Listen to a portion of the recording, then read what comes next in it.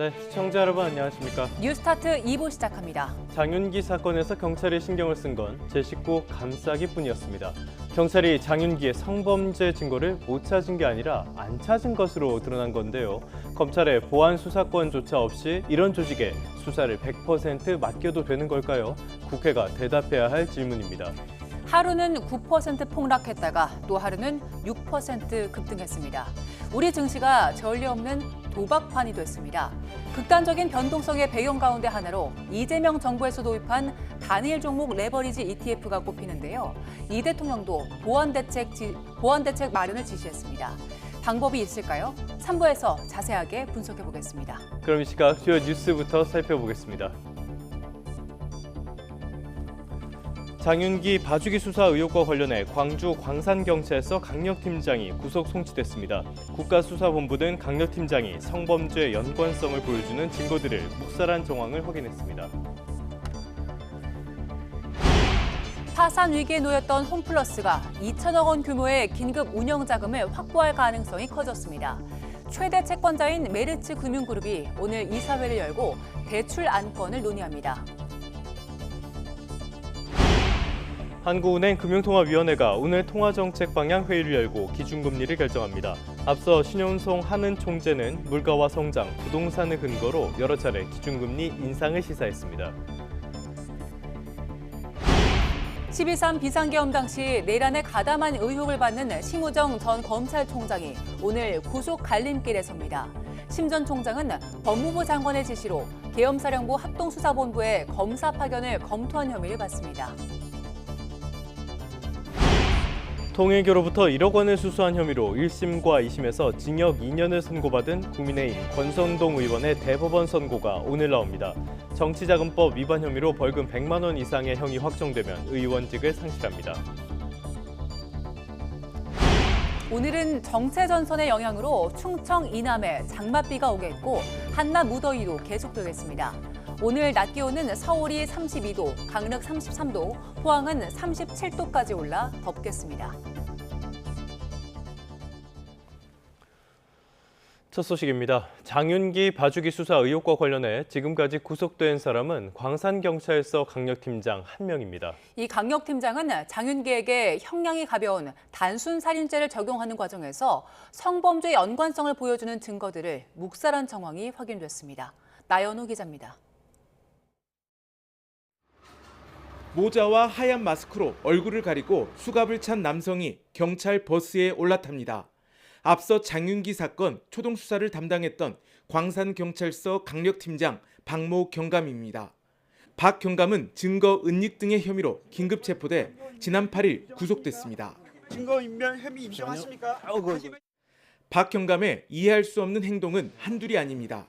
압수수색 과정에서 성인용품 리얼돌과 케이블 타이를 확보하지 않았고 과학수사계에 성적 동기 개입 가능성 검토 의견이 담긴 장윤기 면담 보고서를 기록에서 빠뜨렸습니다. 팀원들에게는 성적으로 몰아가지 말라고 하거나 성적 목적 부분을 배제한 수사 보고서를 작성하게 했습니다. 강간산이로 가야 된다라는 의견이 굉장히 많았는데 보고서에서 빼라고 강력팀장은 계속 지시를 했던 거죠. 따라서 전문가도 현장도 동료도 전부 다 같은 방향을 가리키고 있었는데 이 팀장만 반대로 가고 있었던 겁니다. 케이블 타이를 촬영한 영상과 함께 CCTV상으로 장윤기 차량 뒷문이 열려 있어 납치 정황이 의심된다는 보고서도 삭제했습니다. 심지어 조수석 뒷문 혈흔만으로도 납치나 성폭행 의도를 의심할 수 있었지만 장윤기 아버지에게 일찌감치 차량을 넘겨버렸습니다. 하나같이 장윤기의 성범죄 목적 증거를 없애는 데 초점이 맞춰진 겁니다. 현장 촬영 영상을 삭제하라고 지시하였으며 현장 감식 결과 보고서나 현장 영상을 검찰에 추송하지 못하도록 했다고 진술하였습니다. 결국 최종적으로 강간살인죄가 적용되지 못하는 결과가 발생하여 박 경감은 케이블 타이 등이 살인의 주요 증거가 아니라고 판단했다면서도 윗선에서 스토킹과 살인 사건을 연결하지 못하도록 지시했다고 진술했습니다. 특별수사단은 박 경감을 구속 송치하고 단순 살인죄를 적용하는데 윗선에 부당한 지시가 있었는지 캐고 있습니다. YTN 나연호입니다. 네, 이렇게 경찰의 축소와 은폐가 속속 드러나면서 이제 수사의 초점은 경찰 지도부 윗선이 어느 선까지 또 왜 개입했느냐에 맞춰지게 됐습니다. 검찰은 광주경찰청 지휘부 사무실을 압수수색했고 경찰 특별수사단은 수사 지휘 과정에서 부당한 거래가 있었는지 들여다보고 있습니다. 오선열 기자입니다. 파란 상자를 든 검찰 수사관들이 광주경찰청에서 나옵니다. 경찰청장실과 수사부장실 등 장윤기 사건 당시 수사 지휘부에 대한 전방위 압수수색이 진행됐습니다. 청장님도 연루됐다고 보시는 건가요? 검찰은 수사에 참여한 경찰관에 대한 소환 조사에서 윗선의 지시가 있었다는 진술을 확보했습니다. 이에 따라 광산경찰서를 넘어 광주경찰청까지 강제 수사를 확대한 겁니다. 공무상 비밀 누설과 증거인멸에 윗선 어느 선까지 개입했는지가 관건입니다. 현재까지 검찰은 당시 광산경찰서장과 형사과장, 수사팀원 등 총 4명을 입건했습니다. 경찰 특별수사단은 경찰인 장윤기 아버지와 함께 근무한 적이 있는 강력 팀원을 포함해 당시 수사팀이 장 씨 아버지와 통화한 것이 5차례가 아닌 12차례인 사실을 확인했습니다. 무조건 다 불법이라고 단정할 수는 없는 거예요. 하지만 횟수가 너무 많아요. 그러니까요. 네, 정말 수사를 제대로 하기 위한 목적이었다면 이렇게 여러 번 이렇게 많은 사람이 통화를 자주 하지는 않았을 겁니다. 경찰은 이 과정에서 어떤 수사상 비밀이 전달됐는지 또 혐의 축소 요구나 금전적 대가가 있었는지도 살피고 있습니다. 제명 의율 판단 과정에 부당한 지시가 있었는지 또는 외부의 청탁이 있었는지 등에 대해 중점적으로 수사하고 있습니다. 검찰과 경찰은 또 경찰이 장윤기의 성범죄 사건과 살인 사건을 분리해 배당하고 수사한 경위에 윗선의 이도가 있었는지에 대해서도 수사를 벌이고 있습니다. YTN의 노선일입니다. 이 장윤기가 범행 전부터 피해자를 노린 정황도 드러났습니다. 경찰청 특별수사단은 장윤기가 검거 당시에 소지하고 있던 휴대전화에서 숨진 이 모양을 일방적으로 알고 지내며 계획적으로 노린 것으로 보이는 정황을 포착해 수사하고 있습니다. 장윤기는 경찰에 붙잡힐 당시 피해자를 몰랐던 것은 물론 여학생인지 알지도 못했다면서 우발적인 범행을 주장해왔습니다. 검찰은 경찰이 확보하지 않았던 장윤기의 차량 블랙박스 SD카드를 확보해 포렌식 작업을 벌이고 있습니다. 이 장윤기 사건은 이후로 검찰의 보안수사권 완전 폐지가 적절한 방향인가를 두고 논란이 커지는 중입니다. 심지어 더불어민주당 내에서도 신중론이 나오자 당 지도부는 아직 당론으로 결정한 적은 없다면서 충분한 수기를 강조하고 나섰습니다. 국민의힘은 보안수사권 존치를 핵심으로 하는 맞불 법안을 발의했습니다. 김다현 기자입니다. 검찰 보안수사권 폐지를 놓고 경론이 오간 의원총회 다음 날 더불어민주당 지도부는 최고위 자리에서 수기와 토론을 강조했습니다. 보안수사권 완전 폐지를 아직 당론으로 의결한 적도 없다며 당 안팎 의견을 충분히 듣겠다고도 약속했습니다. 당내의 다양한 의견은 물론 법조계와 학계, 시민사회 등의 의견도 폭넓게 수렴하며 치열한 토론과 수기를 이어가도록 하겠습니다. 장윤기 사건 이후 시민사회단체는 물론 당내에서도 신중론이 확산하자 일단 속도전에서 한 발 물러선 모양새입니다. 실제 의원총회에선 예외적 보안수사권을 인정해야 한다는 의견이 적지 않았던 거로 전해졌습니다. 이처럼 당 지도부가 사실상 속도 조절에 나서자 범여권 내 갑론을박은 계속되고 있습니다. 전선도 확대됐습니다.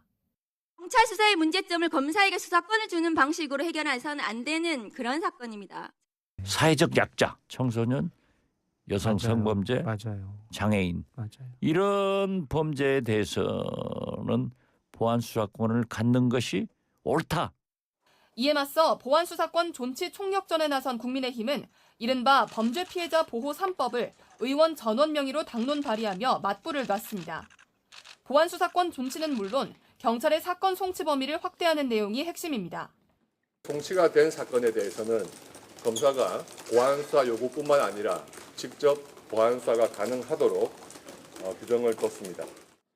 그러나 국민의힘이 원구성에 반발하며 국회 일정을 모두 거부하는 상황이라 국민의힘이 제출한 법안이 제대로 심사될지는 미지수입니다. 현재 법사위는 민주당 주도로 보안수사권 폐지를 기본으로 심사를 이어가고 있습니다. 다음 주부터 각 쟁점에 대해서 위원님들의 의견을 더 듣고 어떤 결정 사항을 모아가는. 민주당은 다음 주 정책의원총회를 열어 보안수사권 폐지와 관련한 당 안팎의 의견 수렴에 나섭니다. 그때까진 당내 격렬한 토론이 이어질 것으로 보이는데 국민의힘도 이런 틈새를 겨냥해 여론전에 총력을 기울일 전망입니다. YTN 김다현입니다. 이재명 정부가 도입한 정책 가운데 하나가 단일 종목 레버리지 ETF죠. 이게 시장의 변동성을 키웠다는 비판이 커지자 이재명 대통령이 신속한 보완책 마련을 지시했습니다. 빚 갚을 능력이 없는 장기 연체 채무자에 대한 적극적인 채무 탕감 정책도 주문했습니다. 먼저 강진원 기자의 보도입니다. 지난해 12월 이후 7개월 만에 진행된 2차 부처 업무보고 첫날. 이재명 대통령은 부동산에 집중된 우리 사회의 자산 배분 문제를 지적했습니다. 청와대에 집결한 재정과 금융당국 책임자들에게 생산적 금융으로 전환 노력을 당부한 겁니다. 가용 자원이 부동산에 묶이게 되니까 사실은 이제 경제 성장 발전이나 예를 들면 자원 배분에서 매우 불합리한 결과가 발생하잖아요. 자본시장, 특히 주식시장의 정상화를 강조하며 기업 대주주가 상속, 증여세 부담을 낮추려고 일부러 주가 상승을 억제하는 행위도 꼬집었습니다. 아직 국회 문턱을 못 넘은 주가 누르기 방지법을 거론하며 속도전을 주문했습니다. 이 대통령은 최근 국내 주식시장의 변동성을 키운 주요 원인으로 꼽히는 삼성전자, SK하이닉스 단일 종목 레버리지 ETF 문제도 꺼내들었습니다. 자본시장 선진화는 중요한 과제라며 신속한 대책 마련을 지시했습니다. 한국거래소 여기도 ETF 때문에 시끄럽죠. 예, 그렇습니다. 보완 대책을 잘 신속하게 마련하도록 하시고요. 이 대통령은 장기 연체 채무자에 대해선 보다 적극적인 빚 탕감 정책이 필요하다는 소신을 거듭 피력했습니다. 그게 오히려 사회 전체적으로는 이득이란 논리를 폈습니다. 갚을 수 없는 사람 빨리 탕감을 해줘버려야 그 사람이 정상 경제 활동을 하고 그래야 사회 전체적으로 경제가 정상적으로 잘 돌아가잖아요. 돈 몇천만 원 때문에 신용불량자가 돼 예금 계좌도 개설 못하는 삶을 누가 살겠느냐며 도덕적 해이 유발 지적은 무책임한 선동이라고 반박했습니다. 이 대통령은 앞으로 남은 임기 3년 11개월이 더 중요하다며 국정기획 목표에 맞는 장기정책 집행도 준비해달라고 각 부처에 지시했습니다. YTN 강진원입니다. 이재명 대통령은 또 일부 언론이 엉터리 기사로 정부를 공격하는 경우가 있다며 실시간 사실 확인 시스템 마련도 주문했습니다. 부정부패를 전문으로 신고하는 회사를 차려도 된다며 파격적인 보상도 약속했습니다. 이어서 홍민기 기자입니다. 기관은 어딘가요? 국가데이터처 업무보고에서 이재명 대통령은 최근 군부대 격려 방문 이후 나온 한 언론 기사를 언급했습니다. 이 대통령이 시범 사격에 쓴 개량형 소총과 달리 일선 장병 대다수는 구형 소총을 사용하고 있다는 내용이었는데 이 대통령은 가짜뉴스가 세상을 어지럽히고 있다며 이렇게 말했습니다. 대통령은 지 혼자 비싼 최신 소총 가지고 자랑하더라 뭐 이런 기사를 일면에 쓰는 그런 언론도 있더라고요. 국군 17만 명에게 보편적으로 보급된 총기인데도 엉터리 기사로 정부를 공격한다며 언론 기사뿐 아니라 유튜브 등에 대해서도 실시간 팩트체크를 주문했습니다. 차관급인 데이터처의 지위를 장관급으로 올려야 할지도 고민했다고 할 정도로 힘을 실었습니다. 분석하고 팩트에 기반해서 반론하고 하는 것도 시스템적으로 할 수 있을 것 같아요. 꼭 사람이 아니고. 저희가 지금 내부에서 AI 기반으로 POC를 하고 있고요. 내년에 바로 시스템으로 구축하게 계획이 있습니다. 이 대통령은 기획예산처에는 정부 부정부패 신고에 대한 파격적 보상을 주문하며 이를 전문으로 신고하는 회사를 차리는 것도 막을 필요가 없다고 언급했습니다. 국세청에는 담합과 상습 세금 체납자에 대한 철저한 단속을 강조했습니다. 잊어버린 사람은 또 뭐 잊어버린 사람들의 문제가 되고 이게 다 엉망진창인 거예요. 그걸 반드시 싹 바로 잡아야 됩니다. 이번 업무보고에는 지난 1차 때와 달리 SNS 등을 통해 6.3대 1의 경쟁률을 뚫고 선발된 국민참여단도 참석해 즉석 질문을 던지기도 했습니다. 청와대는 국민참여단에 대해 단순한 정책 점검을 넘어 국민이 직접 정책에 참여한다는 국민 주권 정부 철학이 반영된 모습이라고 설명했습니다. YTN 홍익입니다. 법령권의 내부 마찰은 계속되고 있습니다. 이번에도 유시민 작가가 이재명 대통령이 위험한 선택을 하고 있고 그 길은 실패로 끝날 것이라고 비판을 했습니다. 이 대통령의 외연 확장 기조 등을 또 겨냥한 건데요. 더불어민주당 내에선 격앙된 반응이 이어지고 있습니다. 임성재 기자의 보도입니다. 나가고 나서 재건축론으로 여권 내 적잖은 파문을 불러온 유시민 작가가 다시 한번 이재명 대통령의 외연 확장 기조를 정조준했습니다. 친여 성향 유튜브 방송에 출연해 이 대통령의 노선을 한마디로 매우 위험한 선택으로 규정하고 작심 발언을 쏟아낸 겁니다. 대통령은 나름대로 모든 것을 본인의 수준에서는 검토해서 어떤 길을 선택했어요. 근데 저는 그 선택이 실패로 끝날 거라고 봐요. 정계 개편을 염두에 둔 것 같은데 실패할 거라는 등 수위를 넘나드는 비판이 계속됐고 이 발언의 화살은 검찰개혁 문제로도 향했습니다. 이 대통령이 욕먹을 일은 밑에 사람 시키고 인기 얻는 일은 자기가 하는 마키아벨리식으로 문제를 처리하고 있다며 사실상 해명도 촉구했습니다. 근데 지금 검찰개혁이 이렇게 지체되는 거에 대해서 이재명 대통령이 해명 진짜 제대로 한마디도 한 적도 없고요. 했어요. 뭘 했어요?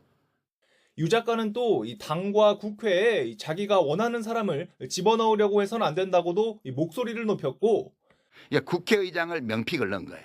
서울시장도 명픽을 넣으려다 실패했어요. 당대표도 명픽을 넣은 거예요, 지금. 방송 마지막엔 대통령의 지배를 받으면 당이 망한다는 말까지 남겼습니다. 민주당이 권력을 가진 대통령의 지배를 받아들이는 순간 그 당은 해체가 시작되는 거예요. 민주당 내에선 유 작가를 향한 강도 높은 비판이 쏟아졌습니다. 원로격인 박지원 의원은 이재명 정부와 민주당에 너무 큰 상처를 줬다고 지적했고, 장철민 의원은 어떻게 저주의 언어를 토해낼 수 있느냐며 실패와 분열을 먹고 사는 하이에나 짓을 멈추라고 경고했습니다. 다만 청와대는 공식 반응을 보이지 않았습니다. 여권 내 빅스피커로 꼽히는 유 작가의 발언은 다음 달 당대표를 뽑는 전당대회에도 적잖은 영향을 줄 것으로 보입니다. YTN 임성재입니다. 경제 뉴스입니다. 파산 위기에 놓였던 홈플러스가 2천억 원 규모의 긴급 운영 자금을 확보할 가능성이 생겼습니다. 회생 절차를 다시 밟게 될 가능성도 있어 보입니다. 대주주인 MBK 파트너스와 김병주 회장이 긴급 운영자금 2천억 원에 대한 보증을 약속한 걸로 알려졌는데요. 최대 채권자인 메리츠 금융그룹이 오늘 이사회를 열고 대출 안건을 논의할 예정입니다. 차유정 기자입니다. 지난 3일 법원으로부터 기업 회생 절차 폐지 결정을 받은 홈플러스. 운영자금 고갈 등으로 지난 13일부터 임시 휴업에 돌입하면서 벼랑 끝에 몰렸던 홈플러스가 극적 반전의 기회를 맞았습니다. 홈플러스가 회생 가도에 들어갈 유일한 방안인 최소 긴급 운영자금 2천억 원 조달 문제에 대해 대주주 MBK 파트너스와 최대 채권자 메리츠 금융그룹이 이견을 좁힌 것으로 알려졌기 때문. 홈플러스 노동자 상인 총궐기대회에 참석한 민병덕 더불어민주당 을지로 위원장은 메리츠가 2천억 원을 빌려주고 거기에 대해서 MBK 파트너스와 김병주 회장이 연대 보증을 하는 방식이 메리츠 이사회에서 논의될 거라고 밝히며 자금 조달 문제 해결을 공식화했습니다. 이번 극적인 합의로 홈플러스는 당장 파국을 면하고 회생 불씨를 살릴 가능성이 생겼지만 앞으로 갈 길도 만만치 않습니다. 우선 메리츠 금융그룹이 오전 이사회를 열고 대출 안건을 최종 의결할 계획으로 전해졌는데 안건이 통과될지는 미지수. 이사회 문턱을 넘으면 오는 20일까지 즉시 항고를 해야 하며 다음 달까지 수정 회생 계획안도 확정해야 합니다.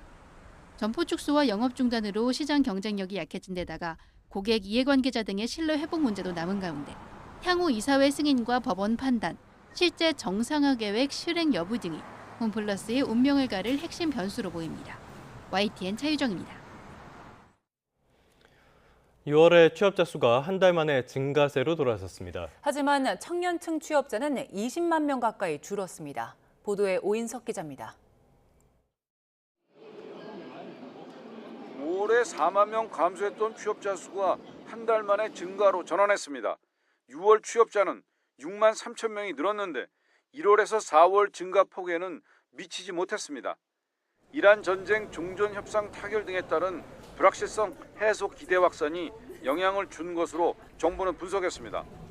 고용률이 석 달 연속 하락세가 이어지는 가운데 15세에서 29세 청년층의 고용 부진은 계속됐습니다. 6월 청년층 취업자 수는 1년 전보다 19만 7천 명 감소했습니다. 청년층 고용률은 43.9%로 1.7%포인트 줄며 26개월 연속 하락세가 이어졌습니다. 산업별로는 제조업이 9만 7천 명, 농림업 9만 5천 명, 건설업은 6만 7천 명이 각각 감소했습니다. 제조업은 24개월 연속, 건설업은 26개월째 취업자 수가 뒷걸음질 쳤습니다. 반면 보건복지업과 예술 서비스 여가 관련 서비스업, 숙박 음식점업 취업자는 증가했습니다. 2분기 월평균 취업자는 3만 2천 명 증가에 그쳐 5년 만에 증가폭이 가장 작았습니다. 중동 전쟁이라든지 이런 것들 외생적인 변수에 의해서 현재 저희의 어떤 그 고용 상황이나 이런 것들이 좀 침체한 모습이 나타나고 있어서 상반기 특히 이제 상반기 중에서도 이제 2, 4분기 때 좀 영향을 많이 받은 것 같고요. 정부는 청년과 제조, 건설업 등에서 큰 폭의 감소세가 이어지는 가운데 최근 중동 지역 긴장 재고조 가능성 등이 지속적인 하방 요인으로 작용할 우려가 있다고 밝혔습니다. 그러면서 3분기 중으로 청년 일자리 회복 방안을 마련하겠다고 밝혔습니다. YTN 오인석입니다. 경제 한 줄 뉴스입니다. 정부가 경기 회복 흐름이 공고해지는 모습이라며 한 달 전보다 경제 상황을 더 긍정적으로 진단했습니다. 지난 5월 통화량이 수시 입출식 저축성 예금과 2년 미만 금전 신탁을 중심으로 32조 원 넘게 늘어났습니다. 수도권을 중심으로 집값 오름세가 이어지는 가운데 지난달 전국의 주택 매매 심리가 2.1포인트 오르며 상승 국면을 유지한 것으로 조사됐습니다. 최근 고강도 철근 가격이 18% 넘게 오르면서 분양가 상한제가 적용되는 주택의 건축비와 분양가도 상승할 전망입니다.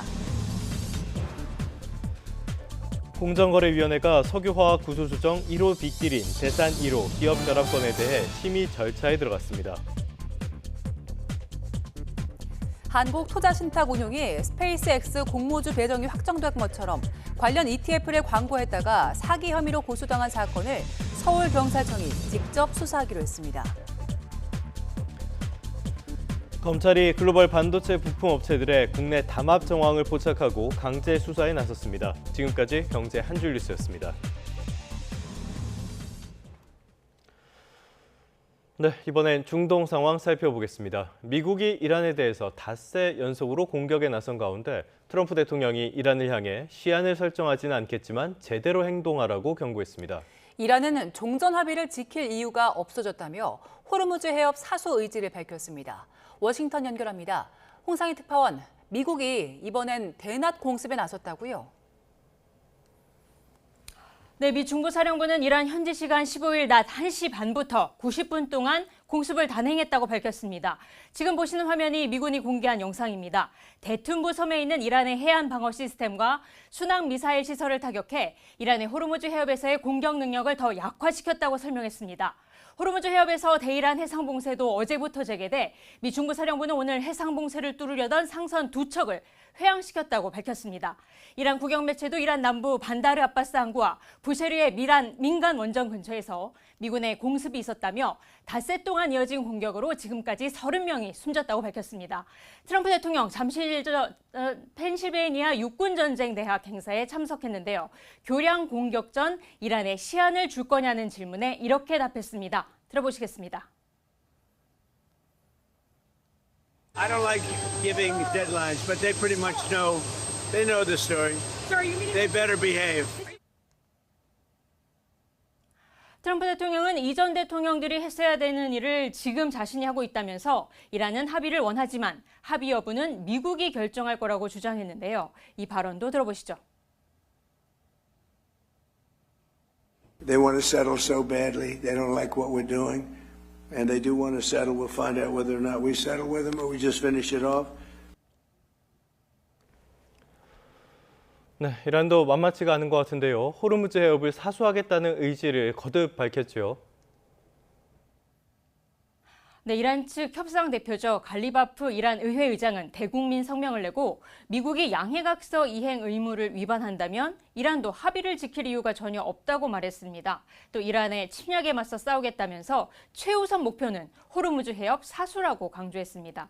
이란의 국가안보가 호르무즈 해협에서 이란식 질서를 유지하는 데 달려있다면서 미국 뜻대로 되도록 내버려 두지는 않을 거라고 밝혔습니다.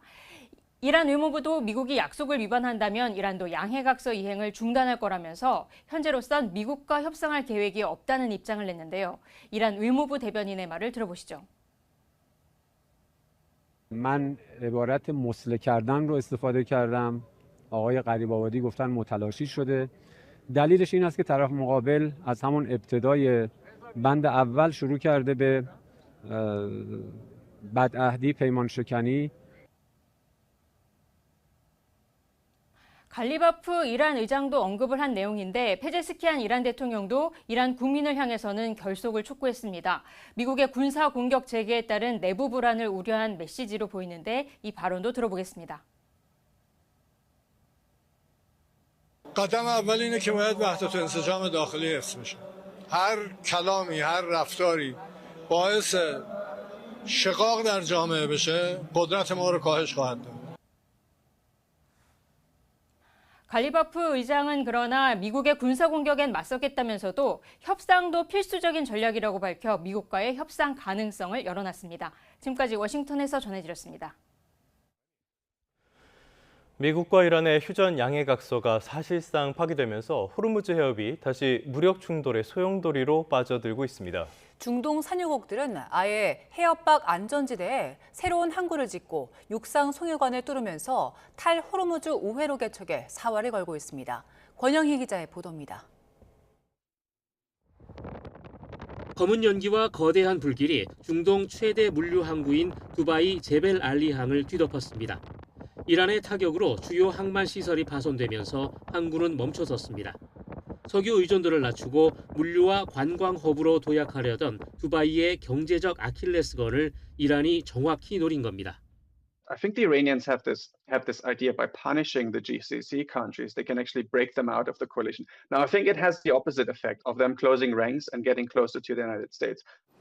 해협 안쪽 항구에 치명적 약점이 노출되자 아랍에미리트는 신규 항구와 터미널 건설을 본격화했습니다. 오만만과 맞닿은 해협 밖 푸자이라 해안 쪽입니다. 사우디아라비아 역시 홍해 연안을 잇는 1200km 길이의 거대한 동서 송유관을 통해 하루 400만 배럴의 원유를 육상으로 우회 수송하고 있습니다. They will probably look to diversify their trade routes. So, for example, for oil, potentially overland pipelines. For something like containers, expanding the ports that are outside of the Strait of Hormuz. 하지만 이란은 미국과 협력하는 아랍 국가들을 향해 호르무즈 해협 통제권을 쥐고 흔들며 노골적인 위협을 멈추지 않고 있습니다. تا زمانی که امریکایی تو منطقه هستن و تو این پایگاه هستن هیچ امنیتی دیگه در خلیج فارس وجود نخواهد داشت و همه کشورهایی که همکاری میکنن با امریکا در معرض خطر هستند. 대체 인프라가 완벽히 구축되기까지는 최소 1년 반 이상이 걸립니다. 그러나 대한 항로가 안정화될수록 해협 봉쇄를 무기로 삼아온 이란의 영내 협상력 역시 크게 약화될 수밖에 없습니다. 호르무즈의 덫에서 벗어나려는 산유국들의 치열한 대안 찾기가 전 세계 에너지와 물류 지도를 새롭게 그리고 있습니다. YTN 권영입니다. 반도체 종목이 큰 변동성을 보이는 건 미국도 마찬가지인데요. 전날 27% 급등했던 SK하이닉스 ADR은 오늘 9% 급락했습니다. 다만 물가 우려는 잦아드는 분위기인데요. 연방준비제도는 여전히 신중한 입장입니다. 뉴욕 연결해서 자세한 소식 알아봅니다. 이승윤 특파원, SK하이닉스 ADR이 오늘은 급락했다고요?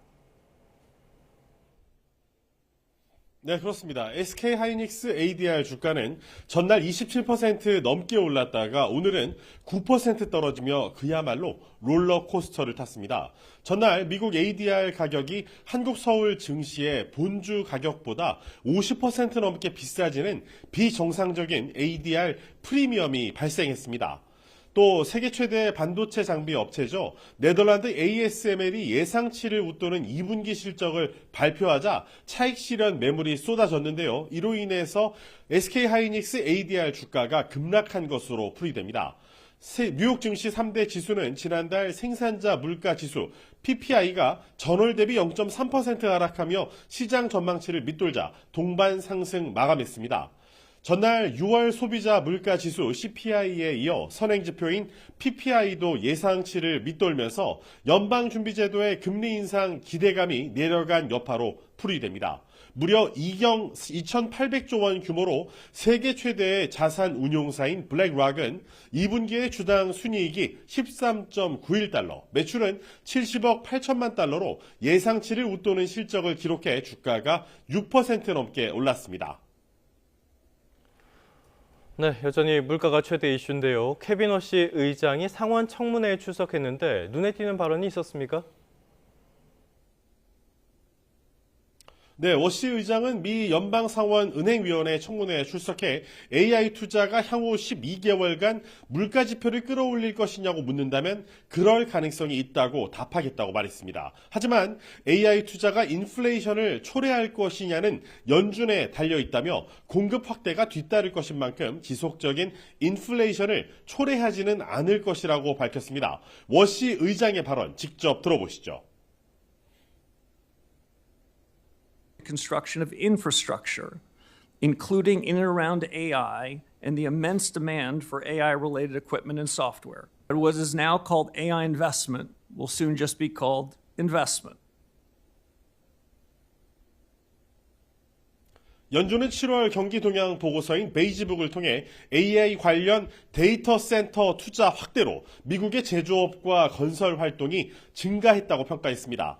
마이크로소프트와 구글, 아마존, 메타 등 대형 데이터 센터 운영사인 하이퍼 스케일러들은 AI 관련 데이터 센터 투자 지출을 미국 내에서 빠른 속도로 확대하고 있습니다. 이에 따른 경제적 여파가 미국 전역에서 감지되면서 경제 성장세를 주도하는 것으로 풀이됩니다. 하지만 AI 붐으로 많이 늘어난 데이터 센터 때문에 미국 13개 주에서 가정과 기업의 전기요금 부담이 향후 3년 동안 9조 4천억 원 더 늘어날 것이란 우려가 제기되고 있습니다.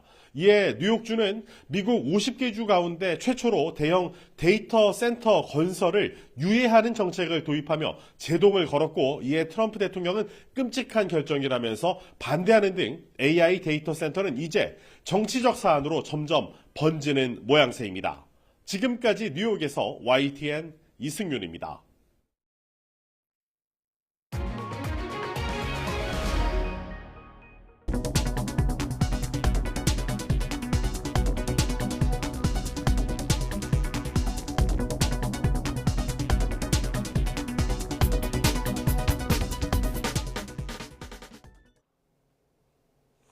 밤사이 곳곳에서 열대야나 열대야 수준의 더위가 나타났습니다.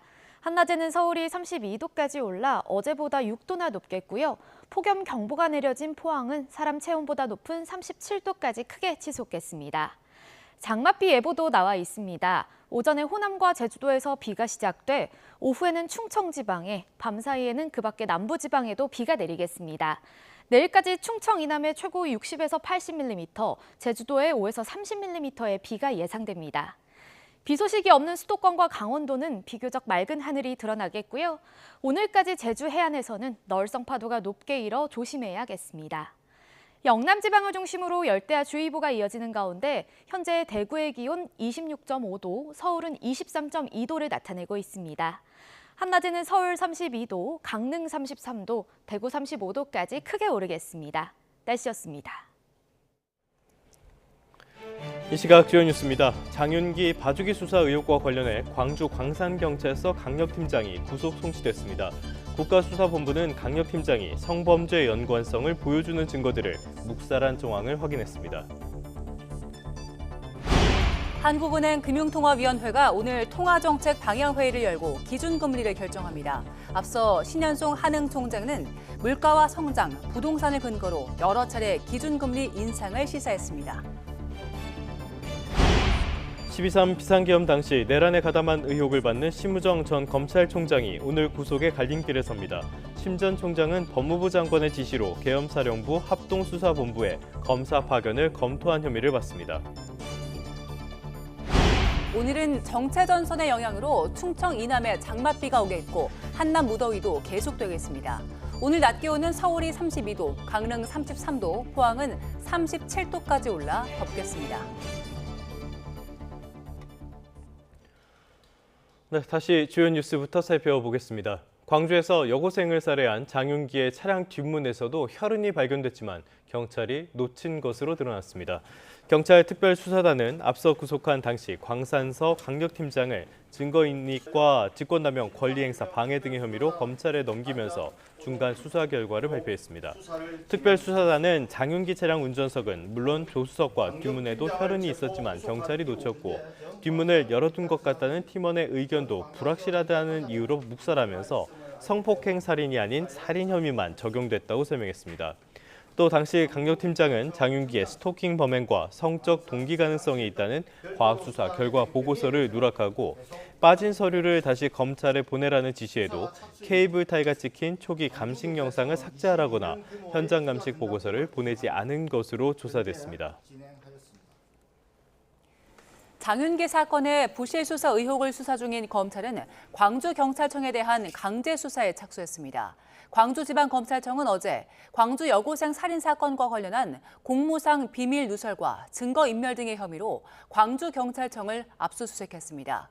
검찰은 현재까지 전 광산경찰서장과 형사과장 등 4명을 입건하고 부실 수사와 유착 의혹을 둘러싼 경찰 지휘부에 대해 조사를 이어가고 있습니다. 장윤기는 살해한 여고생과 일면식도 없다면서 범행의 우발성을 주장해왔습니다. 하지만 휴대전화 분석에서 피해자와 관련한 내용이 나오면서 범행을 저지르기 전부터 피해자를 일방적으로 알고 노려왔던 정황이 포착됐습니다. 이정미 기자입니다. 지난 5월 장윤기가 여고생을 살해한 혐의로 경찰에 붙잡혀 구속 전 피의자 신문을 받을 당시입니다. 장윤기는 피해자가 누구인지도 몰랐고 여학생인 것조차 알지 못했다고 말했습니다. 죽으려고 했다는데 왜 여학생을 공격했습니까? 여학생인 걸 알고 한 건 아닙니다. 하지만 검거 당시 장윤기가 소지했던 휴대전화를 분석한 결과 숨진 여고생과 관련한 내용이 담겨 있던 것으로 드러났습니다. 범행 이전부터 일방적으로 피해자를 알고 범행 대상으로 삼아 계획적인 범죄를 저질렀다는 해석이 가능합니다.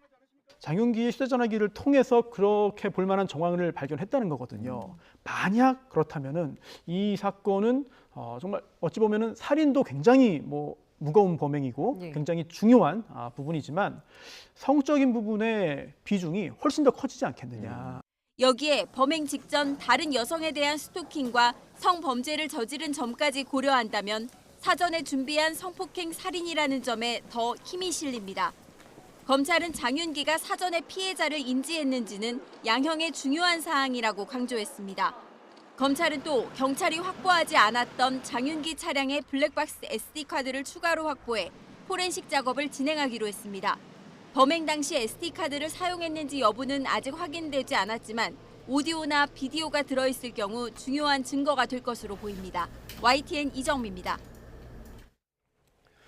이 장윤기 사건으로 정치권에서 보안수사권 폐지 논란이 거세졌죠. 범죄 피해자들도 카메라 앞에 서서 마이크를 들었습니다. 이들은 경찰 수사 과정 초기부터 배제됐던 경험을 공유하며 지금의 개혁안에는 피해자들의 목소리가 전혀 반영되지 않았다고 강조했습니다. 신기혜 기자의 보도입니다.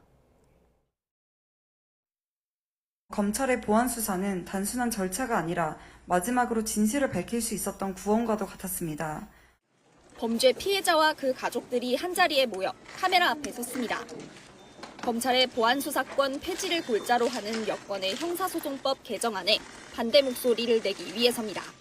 피해자들은 경찰 수사 초기부터 절차에서 배제됐던 경험을 이야기하며 보안수사제도는 필요하다고 입을 모았습니다. 가해자가 아니라고 딱 한 번 둘러대자 경찰은 그냥 넘어갔습니다. 그의 휴대폰 포렌식에는 서면 살인, 서면 강간이라는 자백에 가까운 검색 기록도 있었지만 그들은 더 이상 궁금해하지 않았습니다. 집안의 혈흔 사진은 제대로 남아있지 않았고 가해자의 옷과 신발도 즉시 확보되지 않았습니다. 가장 중요했던 골든타임 첫날을 놓친 것입니다.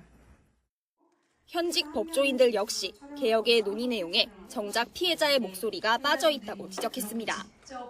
보안 수사 요구 과정에서 절차가 늦어지는 만큼 피해자들의 불안감이 커지고 경찰이 스스로 수사 결과를 바꾸는 것도 현실적으로 기대하기 어렵다는 겁니다. 보안 수사 요구를 하면 된다. 여기 보면은 수사인권 보호관을 두면 된다. 기간을 1개월에서 3개월로 하면 된다라고 하는데 단 하나도 수사 지연을 막을 수 있는 방법이 없어요. 부실도 막을 수가 없고요.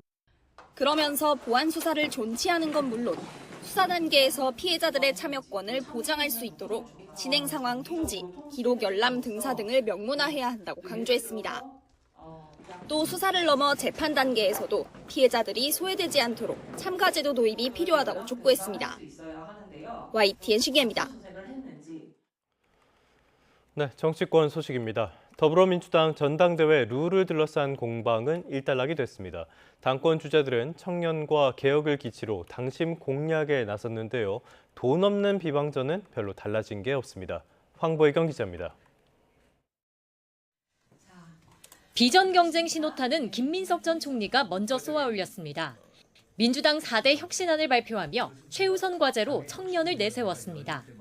친정청릭의 반발로 무산된 청년 최고위원도 당선 즉시 재추진하겠다고 공언했습니다. 청년 최고위원이 만병통치약은 아니겠지만 거부한 것은 적절치 못했다고 생각합니다. 당헌 당규를 제대로 개정해서 정청래 전 대표는 강력한 개혁을 기치로 내걸며 거듭 선명성을 강조했습니다. 최근 검찰 보안 수사권 폐지를 둘러싼 당내 이견 등을 의식해 강성 표심에 호소하는 전략으로 보입니다. 전북을 다시 찾는 등 비공개로 바닥 당심을 훑으며 비교적 조용한 전략을 유지하고 있습니다. 송영길 의원도 2030 청년 세대의 기회 사다리를 강조했는데 막말 논란의 중심에도 섰습니다. 정 전 대표를 저격하며 사용한 참수 표현이나 낙태 등의 단어가 부적절하다는 지적이 나온 건데 전체 맥락을 봐달라고 해명하면서도 정청래 때리기는 멈추지 않았습니다.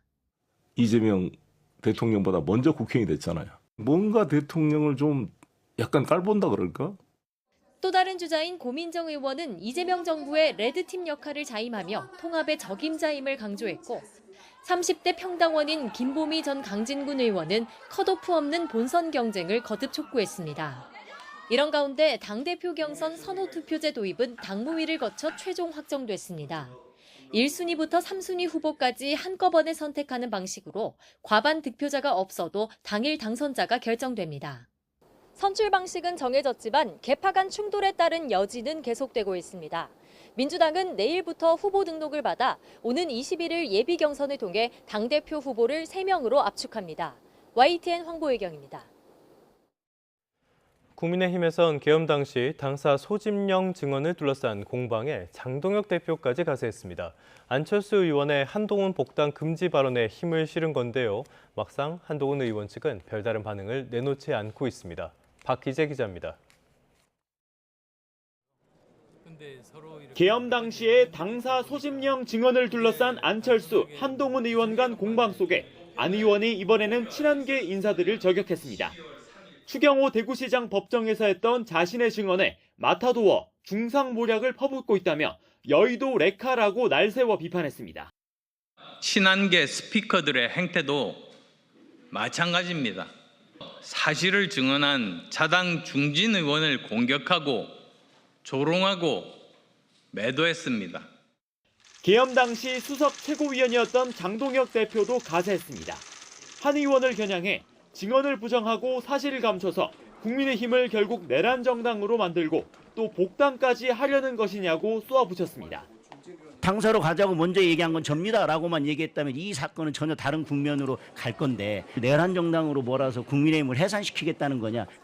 하지만 당사자인 한동훈, 친한동훈계 의원들은 반응을 내놓지 않고 있습니다.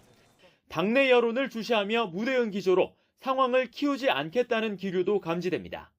일촉즉발 상황 속 장동혁 대표는 광주 지역 재선거 집회 현장으로 향했습니다. 투표지 사태를 고리로 지지층 확장과 동시에 강경 노선을 다지는 차원으로 인천, 부산에 이어 사흘 만입니다. 다만 이 장외 행보를 마이웨이식 정치로 보고 사퇴를 공개 촉구하는 내부 목소리는 여전합니다. 지방선거는 우리가 진 거고 거기에 대해서 책임이 있고 이 지도 체제가 어떻게 되든 이 장 대표는 사퇴가 필요하다. 이런 거취 요구에 장동혁 지도부는 더 강한 대여 공세로 돌파구를 모색하는 분위기입니다. 특히 장동혁 대표는 여야 간의 선관위 특검과 원구성 협상이 불발되면 재헌절 행사 불참도 불사하겠다고 선언했습니다. YTN 박희재입니다. 7월 16일 목요일 오늘의 주요 일정 살펴봅니다. 이재명 대통령이 청와대에서 주재하는 정보부처 업무 보고가 오늘 이틀째 일정을 이어갑니다. 오전에는 과학기술정보통신부와 방송미디어통신위원회, 개인정보보호위원회가, 오후에는 국토교통부와 농림축산식품부, 해양수산부가 국정성과와 목표를 설명합니다. 더불어민주당 차기 지도부를 선출하는 8.17 전당대회 일정이 오늘부터 본격 시작됩니다. 당대표 선거 출마 의사를 밝힌 김민석 전 국무총리와 정청래 전 대표, 송영길, 고민정 의원 등도 후보 등록에 나설 예정입니다. 국민의힘이 이른바 입틀막법으로 명명한 개정 정보통신망법 폐지를 촉구하고 야당이 추천하는 국민선관위 특검 수용을 요구하기 위한 결의대회를 엽니다. 이 행사에는 장동혁 대표와 정점식 원내대표 등 지도부도 참석해 특검 수용 등을 압박한다는 계획입니다. 12.3 비상계엄 당시 내란에 가담한 의혹을 받는 심우정 전 검찰총장이 오늘 구속 발림길에 섭니다. 심 전 총장은 12.3 비상계엄이 선포된 뒤 박성재 전 법무부 장관의 지시로 계엄사령부 합동수사본부에 검사를 파견하는 방안을 검토한 혐의를 받습니다. 통일교로부터 1억 원을 수수한 혐의를 받는 국민의힘 권성동 의원의 상고심 결론이 오늘 나옵니다. 권 의원은 통일교로부터 교단 지원 청탁과 함께 1억 원을 받은 혐의로 재판에 넘겨졌고 1심과 2심은 권 의원에게 징역 2년과 추징금 1억 원을 선고했습니다. 한국은행 금융통화위원회가 오늘 통화정책 방향회의를 열고 기준금리를 결정합니다. 시장에서는 이번에 기준금리가 2.5%에서 2.75%로 인상될 가능성이 높은 걸로 보고 있습니다. 지금까지 오늘의 주요 일정이었습니다.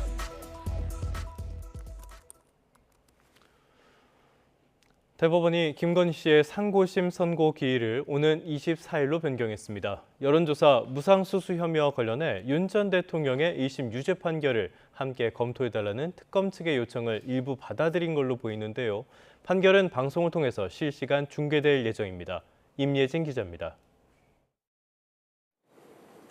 김건희 씨의 자본시장법 정치자금법 위반, 특가법상 알선수재 혐의 사건 상고심 선고 기일이 오는 24일 오후 2시로 미뤄졌습니다.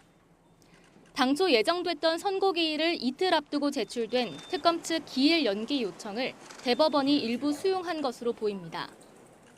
특검은 최근 유죄가 선고된 윤석열 전 대통령의 무상 여론조사 수수 의혹 1심 판결을 검토해달란 취지로 기일 연기를 요청하는 의견서를 법원에 제출했습니다.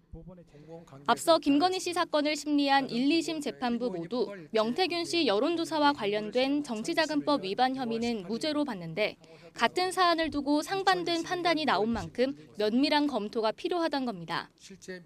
다만 특검은 최소 한 달 이상 연기를 요청했지만 법원은 추가 검토를 위한 시간을 8일만 더 갖기로 했습니다. 상고심은 2심 판결 선고로부터 3개월 안에 선고해야 한다고 정한 특검법을 고려한 결정으로 풀이됩니다. 늘어난 기간 동안 법관들 사이에서는 여론조사 수행 과정에서 윤 전 대통령 부부와 명태균 씨 사이 협의나 조율이 있었는지에 대한 수기가 이뤄질 거로 전망됩니다. 앞서 김 씨를 심리했던 1, 2심 재판부는 명 씨가 윤 전 대통령만을 위해 여론조사를 실시한 게 아니고 사전 계약이나 구체적인 지시도 없었다고 봤는데 윤 전 대통령 사건 재판부는 윤 전 대통령 부부와 명 씨 사이에 암묵적인 합의가 있었다고 보고 유죄로 판단했기 때문입니다. 동일한 사건에 대한 하급심 판단이 엇갈리면서 다음 주 나올 대법원 결정에 관심이 모이는 가운데 대법원의 중개 허가 결정에 따라 선고 장면은 방송을 통해 실시간으로 전해질 예정입니다. YTN 임혜진입니다.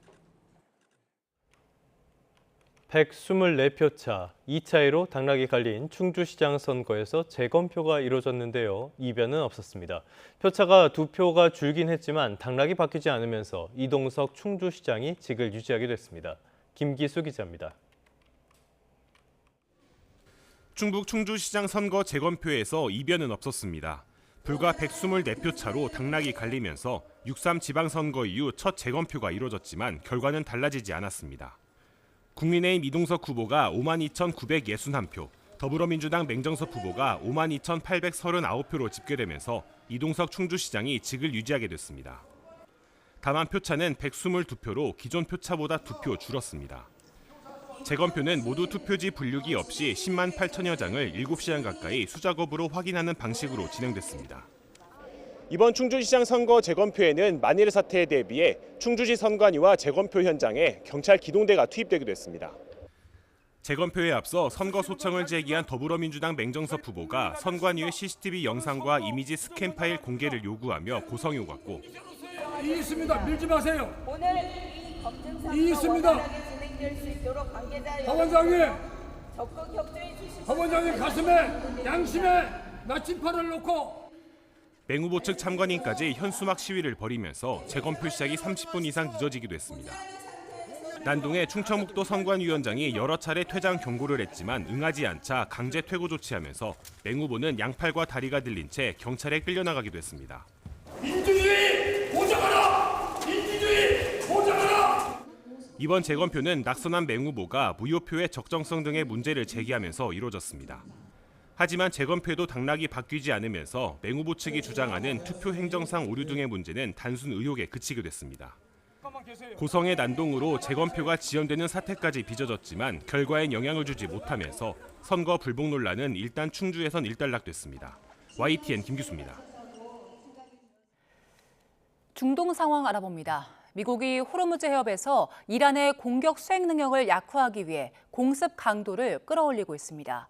이란은 모든 원유 수출기를 폐쇄하겠다고 위협했는데 홍해까지 봉쇄에 나설 가능성이 제기됩니다. 런던에서 조수연 특파원이 보도합니다.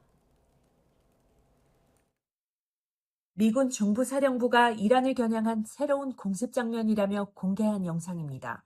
중부사령부는 현지 시간 15일 아침 90분간 공습을 단행했다고 발표했습니다. 대튠부 섬에 있는 해안 방어 체계와 순항미사일 저장 발사 시설에 정밀 유도 무기를 투하했습니다. 미군은 이번 작전을 통해 호르무즈 해협 일대에서 이란의 민간 상선 공격 능력을 약화시켰다고 강조했습니다. 이란 남부 주요 해안 도시들을 겨냥한 미군의 공습은 대낮에도 이어졌습니다. 부셰르에 있는 이란의 유일한 민간 원전 인근도 또다시 표적이 됐습니다. 이란 당국은 닷새간 공습으로 인한 사망자가 30여 명으로 늘었다고 주장했습니다. 이란은 바레인에 주둔 중인 미 제5 함대, 요르단 내 미군 기지를 공격했다며 관련 영상을 공개했습니다. 또 종전 양해각서를 폐기한 건 미국이라고 책임을 돌리면서 협상할 계획이 없다고 밝혔습니다. جمهوری اسلامی ایران اولین کشوری نخواهد بود که با این اقدامات جنایتکارانه آمریکا تقاضای مذاکره بده. 이란 혁명 수비대는 보복 작전을 계속할 것이라며 호르무즈 해협은 미국의 악행이 종식될 때까지 봉쇄될 것이라는 점을 분명히 했습니다. 그러면서 미국과 동맹국의 이익이 되는 모든 원유 수출기를 폐쇄하겠다고 위협했습니다. 예멘의 친이란 후티 반군을 이용해 홍해로 향하는 관문인 바브엘만데브 해협을 봉쇄할 수 있다는 경고로 해석돼 중동 내 확전 우려를 키우고 있습니다. 런던에서 YTN 조수연입니다.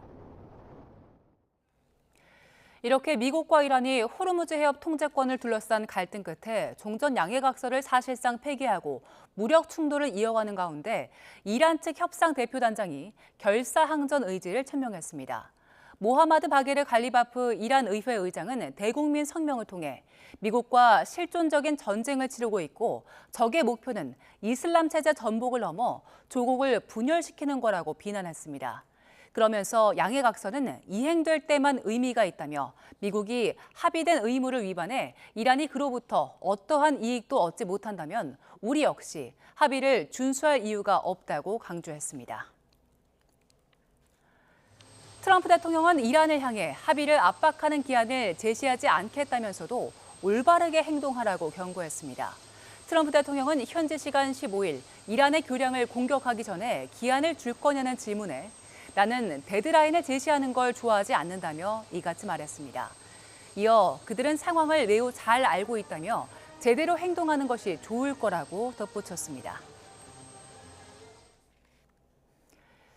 호르무즈 해협에서 미국과 이란의 군사적 충돌이 제기된 상황에서 트럼프 대통령이 우리 시간으로 내일 오전 대국민 연설에 나섭니다. 미국의 선거와 투표 시스템과 관련된 정말 큰 뉴스를 내놓을 거라고 예고했는데요. 이란 전쟁과 관련해 중요한 언급이 있을지 주목됩니다. 신호 기자의 보도입니다. 지난 4월 1일 트럼프 대통령은 이란 전쟁 개시 후 첫 대국민 연설에 나섰습니다. 중대 사항을 발표할 거라는 백악관의 예고에 종전 선언에 대한 기대감이 커졌지만 전쟁 장기화 우려만 키웠습니다. We're going to hit them extremely hard over the next 2 to 3 weeks. We're going to bring them back to the Stone Ages where they belong.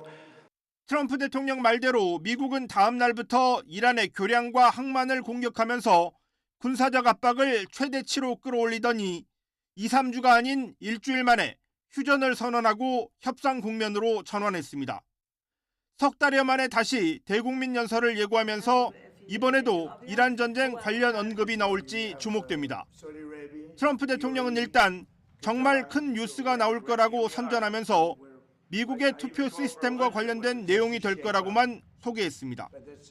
What we're going to be talking about Thursday is it doesn't get bigger because without free and fair elections you don't have a country. We'll be discussing other things too, but it's going to be a very big announcement. Yeah? 11월 중간 선거를 앞두고 유권자의 신분 확인을 강화하는 내용의 세이브 아메리카 법안 통과 필요성을 강조할 것으로 예상됩니다. 정작 이란 전쟁을 포함해 전 세계에 관심이 쏠린 현안에 대한 질문에는 말을 아꼈습니다. Can you give us sort of a sneak peek about what to expect and tell the Well, I'd audience rather in save America? it. It will concern that subject, and we'll have a couple of other things to say. 트럼프 대통령은 호르무즈 해협에서 미국이 직접 통행세를 징수하겠다는 엄포를 놨다가 중동 국가들의 대미 투자를 약속받았다며 하루 만에 비현실적 구상을 철회했습니다.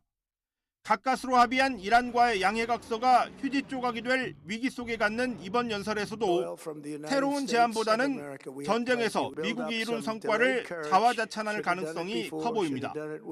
연설을 앞두고 트럼프 대통령은 이란이 합의에 응하지 않으면 발전소를 공격하겠다고 경고하고 있는데 이것도 4월 대국민 연설과 같은 내용입니다. YTN 신호입니다. 쿠팡이 트럼프 대통령과 친분이 있는 인사의 회사를 통해 백악관과 미 연방 하원 등에 최근까지 거액의 로비를 한 걸로 파악됐습니다. 로비업체 대표는 트럼프 대통령과는 수십 년 친분이 있는 워싱턴의 핵심 로비스트로 꼽힙니다. 신윤정 특파원의 보도입니다. 미 연방 상원이 로비 공개법에 따라 공개한 올해 2분기 로비 자금 집행 내역입니다. 쿠팡은 로비 회사 벨러드 파트너스에 25만 달러, 우리 돈 3억 7천만 원을 지급했습니다. 로비 사안으로는 한국과 타이완 등 미 동맹국들과 경제 통상 협력 강화 논의가 적시됐습니다. 로비 대상은 백악관과 미 대통령실, 미 연방 하원, 미 무역대표부로 명시했는데 눈에 띄는 점은 쿠팡이 선택한 로비 회사입니다. 이 회사 대표인 브라이언 벨러드는 트럼프 대통령과 30년간 친분이 있어 트럼프 재집권 뒤 워싱턴에서 막강한 영향력을 행사해왔습니다. Pick up, it's a number I don't recognize, and it's Donald Trump. And he said, hey, I've heard a lot of good things about you, like you to come represent me. 트럼프 2기 백악관의 문고리 권력인 수지 와일스 비서실장과 펜 본디 전 법무부 장관이 몸담았던 회사기도 합니다. 지난 1분기에도 쿠팡은 이 회사를 통해 백악관과 미 상무부, 무역대표부를 상대로 17만 달러, 2억 5천여만 원 로비 자금을 집행했습니다. 쿠팡은 그동안 백악관과 미 정부, 의회를 상대로 꾸준히 대관 활동을 벌여왔습니다. 최근 하원 법사위에서는 한국 정부가 쿠팡을 차별적으로 대우하고 있다고 주장하는 보고서가 나온 데 이어 백악관도 쿠팡이 표적이 되고 있다고 우려를 표명했습니다. 한미 관계에 부담이 되지 않도록 안정적으로 관리해 나가자는 공감대가 형성되어 있습니다. 결국 쿠팡이 트럼프 인맥까지 동원해 백악관과 의회를 상대로 로비를 확대하며 한국 정부의 규제 움직임에 대응하고 있다는 지적이 나오고 있습니다. 워싱턴에서 YTN 신윤정입니다. 배우 김수현 씨가 해외 광고 촬영 현장 사진을 자신의 SNS에 올리며 활동을 재개했습니다. 고 김세론 씨와의 관계를 둘러싼 논란 이후 1년 4개월 만인데요. 드라마 공개 등 국내 활동 계획은 아직 구체적으로 나오지 않았습니다. 송재인 기자의 보도입니다. 배우 김수현 씨가 필리핀 의류 브랜드 촬영 현장에서 꽃다발을 든 채 카메라를 향해 웃음 짓습니다. 영상을 올린 해당 브랜드 관계자는 김 씨가 새 광고 캠페인 모델로 촬영에 함께했다며 이는 그의 대외 활동이 새 국면을 맞았다는 걸 알리는 신호로 받아들여지고 있다고 적었습니다. 이후 김 씨도 자신의 SNS에 기념사진과 화보 촬영 결과물을 잇따라 직접 공유했습니다. 지난해 3월 고 김세론 씨와의 관계를 둘러싼 논란이 불거지며 활동을 멈춘 지 1년 4개월 만에 SNS를 재개한 겁니다.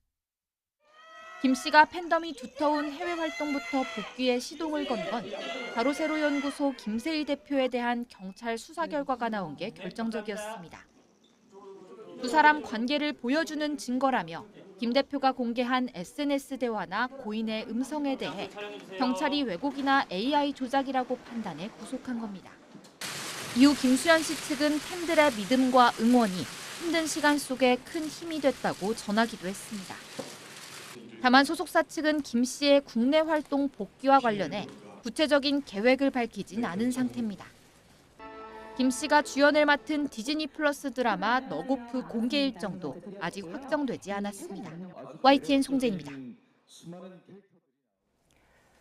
올해 상반기 산업재해로 인한 사망자는 253명으로 역대 최저치를 기록했습니다.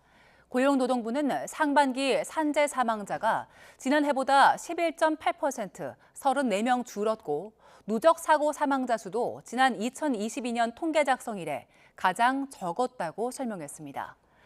50인 미만 영세사업장 산재 사망자는 146명으로 1년 전보다 30명 줄었고 특히 5인 미만의 초소규모 사업장에서도 21명 감소했습니다. 업종별로는 건설업 산재 사망자가 105명으로 지난해보다 33명 줄었습니다. 보건복지부는 오는 11월부터 3년 동안 권역 응급의료센터 역할을 하게 될 의료기관 53개소를 선정했다고 밝혔습니다. 이번 지정은 2026년 응급의료기관 재지정 평가 결과에 따라 진행된 것으로 응급실 시설과 인력뿐만 아니라 중증 응급질환군에 대한 최종 치료 기능을 충분히 갖췄는지를 중점적으로 평가했습니다.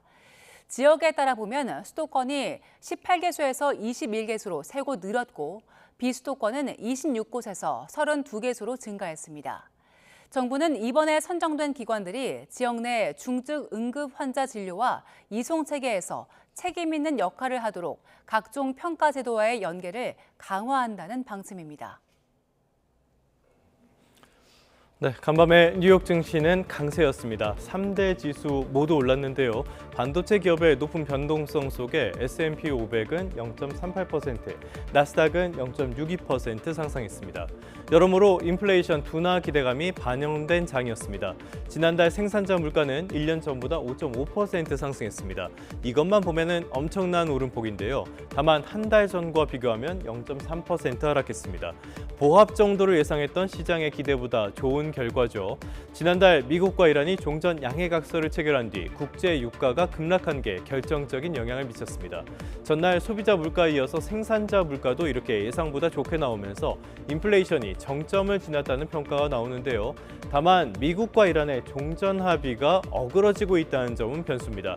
국제 유가가 다시 오르는 추세여서 불확실성이 해소된 건 아닙니다. 미국 연방준비제도 역시 신중합니다. 케빈 허시 의장이 상원 청문회에 출석을 했는데요.